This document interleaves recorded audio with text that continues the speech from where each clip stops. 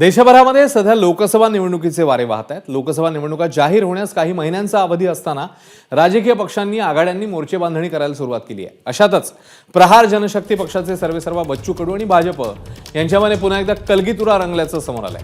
अमरावतीत पार पडलेल्या महायुतीच्या लोकसभा निहाय बैठकीला आज बच्चू कडू अनुपस्थित राहिले आहेत। तर आमची भूमिका आता तटस्थ असून काही काळ आम्ही वाट पाहू, मात्र त्यातून काही निर्णय झाला नाही तर आम्ही गेम करू असा इशारा थेट बच्चू कडूंनी दिलाय।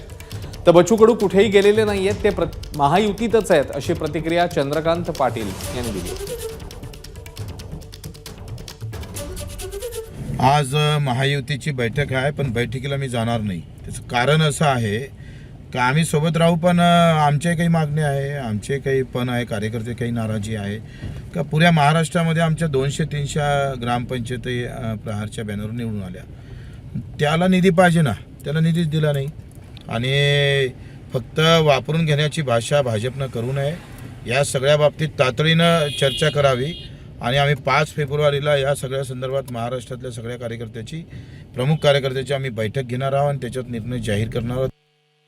बच्चू कडू हे कुठेही गेले नाहीत।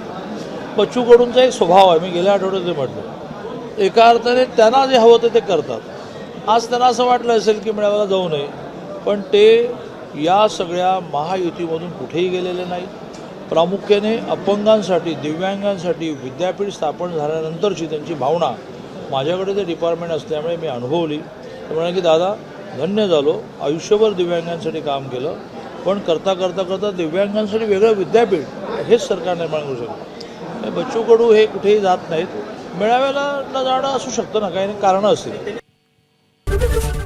एबीपी माझा, उघडा डोळे बघा नीट।